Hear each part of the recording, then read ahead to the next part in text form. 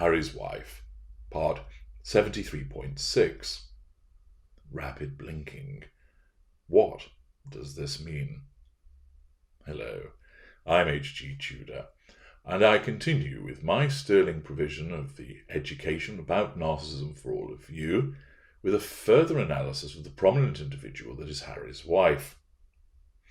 On this occasion, we're going to take a slightly different tack, and rather than look at the death stare, we're going to look at the phenomenon of rapid blinking. Why is this happening? There's a particular piece of footage where the Duke and Duchess of Sussex attended an event with the young Commonwealth leaders. You may have found that in your ensnarement with a narcissist that you noticed that there was a rapid blinking that was going on, and you thought to yourself, what the blinking heck is all of that about? Why is the narcissist doing this? What does it denote? And what's really going on underneath the surface? Well, this is quite common, and I have seen it in numerous videos about Harry's wife. Rather than string all of those together, because you get the general idea that somebody's blinking rapidly, you know what that looks like, I'm only going to use one example for the purposes of this video. However, what I have done is provide extended footage, so there's a degree of context provided in relation to the event.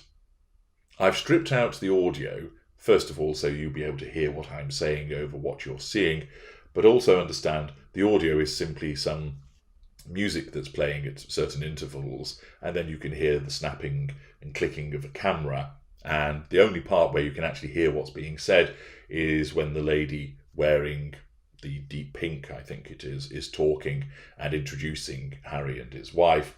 So it's not actually necessary to have the audio of the event available, because it doesn't really afford anything else. You can't hear what is being said by Harry and his wife when they're engaged in discussion. Therefore, I've stripped it out. And it's more about seeing the reactions and responses with regard to the dynamic between her and other people. So, with all of that explained, let's move over to the footage and examine it to see what's actually going on.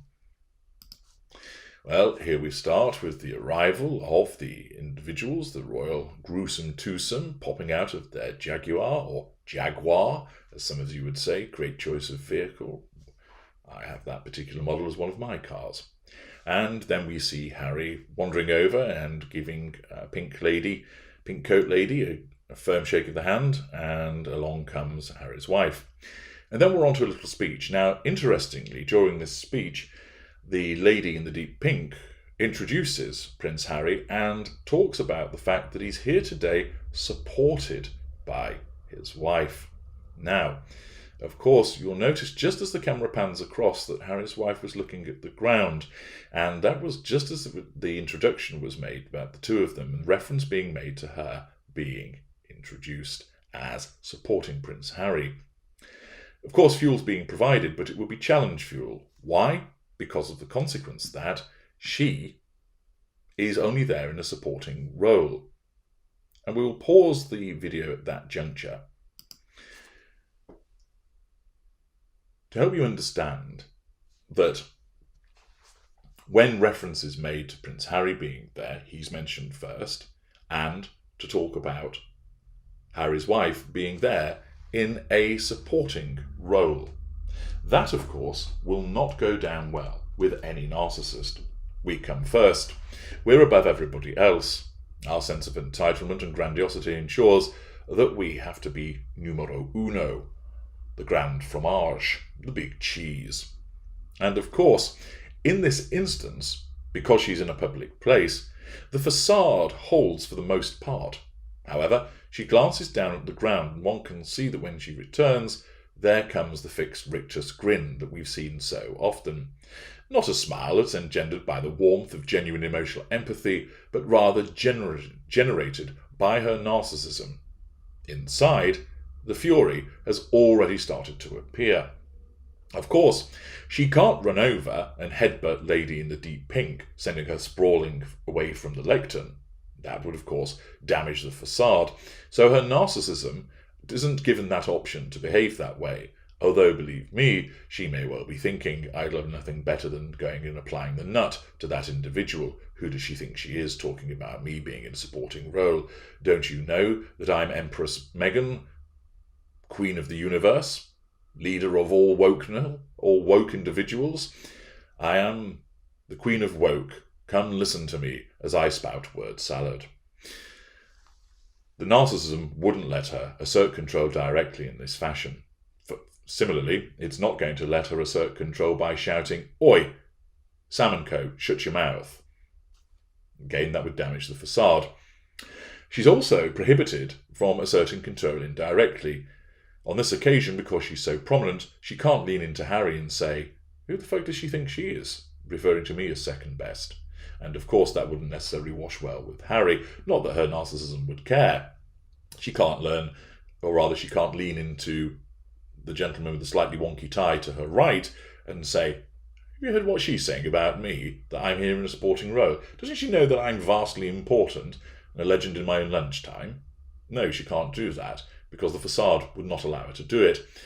So the challenge to her control, caused by the introduction, has meant that she can't assert control directly, she can't assert control indirectly. Where does she go? Well, of course, the third assertion of control.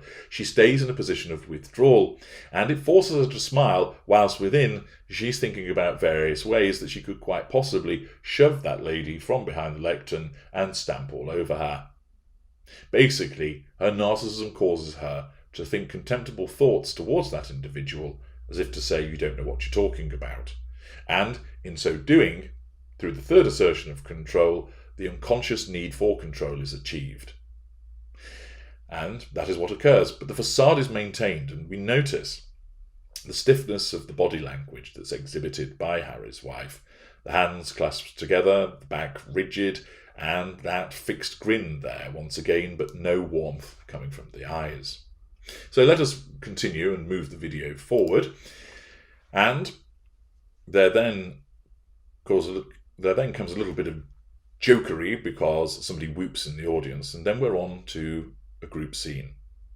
And we see at this juncture that Prince Harry is involved in some animated discussion about possibly washing machines or Joe 90's spinning ball, I'm not entirely sure. And if we pause just there, you will notice that during that piece of footage, we started to see the blinking occurring. So, where Harry is involved in animated discussion, he is the one that's talking to other people. So, he's holding court. And he's talking to the lady in the deep pink and another lady who has her back to us.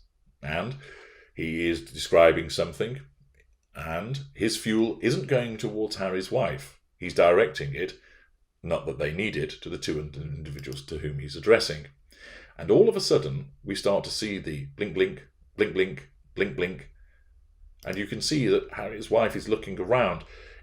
She gives the appearance almost of a robot that doesn't quite know what to do or where to look. And she adopts a peculiar expression on her face at one point, where her lips become pursed, and she stares into the middle distance. She nods, and then she starts the blinking once again, and it looks like she's attempting to say something, but nothing occurs. Why is she blinking so rapidly? This rapid blinking is a consequence of the sensation of anxiety. The sensation of anxiety is a product of the fact that she is not gaining the fuel that she needs, and that Harry's attention is directed elsewhere, and the other people are listening to him and not to her. The manifestation of that threat to control on this occasion is through anxiety. Fuel levels are not at the level that they ought to be, and I suspect at this juncture this is because most people want to talk to Harry, and of course they will politely speak to her, giving her some fuel, but as evidenced by the challenge fuel that occurred with the earlier introduction, and the fact that most people will be engaging with him, Harry's wife will have been receiving repeated wounding on this occasion, as people are talking to Harry and not to her. And then Harry's talking to other people, as is his duty and obligation on these occasions. and therefore not a lot of fuel is coming her way, and she's been repeatedly wounding. And as that fuel level drops, the chasm makes itself felt. The emptiness within starts to manifest. Harry's wife doesn't know that. She doesn't realise that's what's occurring, but she starts to feel the anxiety. Ordinarily, when fuelled, that anxiety is gone, it's absent. She feels ebullient, effervescent, powerful, as a consequence of being well fuelled. But in this instance, with not a lot of fuel coming her way to begin with, and some repeated wounding having occurred, her fuel level is dropping to a level, whilst not dangerous, is certainly not satisfactory. And therefore, that experience, that sensation of anxiety, looms large. Continuing with the video, we then it's cut to Harry chatting away about something with the same group of people, and not sure where Harry's wife has gone. Perhaps she's run off to sign some bananas and do something else. And then we move back to Harry's wife, and this time we find her in a little group on her own without Prince Harry. And the blinking starts once again. Now, there is somebody talking, but they appear to be addressing, the gentleman with the short ponytail, addressing the entire group. And in so doing, he is speaking to other people, and therefore the fuel is not exclusively that of Harry's wife. And all eyes are on him from the individuals who are listening, and therefore they're not on her. And once again, as a product of low fuel levels and the fact that control is being challenged and threatened in this moment, the anxiety is felt, and we start to see the rapid blinking once again. Blink, blink, blink, blink, blink, blink. And then, as soon as she talks and other people turn to her, it's only short-lived, and there isn't a sufficient receipt of fuel to prevent the blinking from occurring. And therefore, this is an excellent example of demonstrating plummeting fuel levels, not to a dangerous level, but how a combination of that and threats to control create anxiety in the narcissist, which is manifesting by the rapid blinking that you see. So those of you that are involved with a narcissist or have been involved with a narcissist and you've experienced that, you are seeing the manifestation of the anxiety. This is most likely to be seen with mid-range narcissists.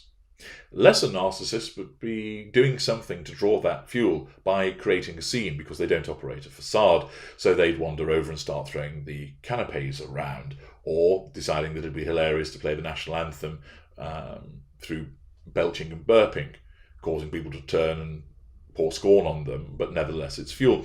The mid-ranger can't do any of that because of the necessity of the facade, and has to deal with the fact that no fuel is coming that way whilst trying to keep the facade in place. And with the reduced fuel levels and the threat to control, the presence of the chasm makes itself known, resulting in the anxiety, the sense of unease, an itch that needs to be scratched.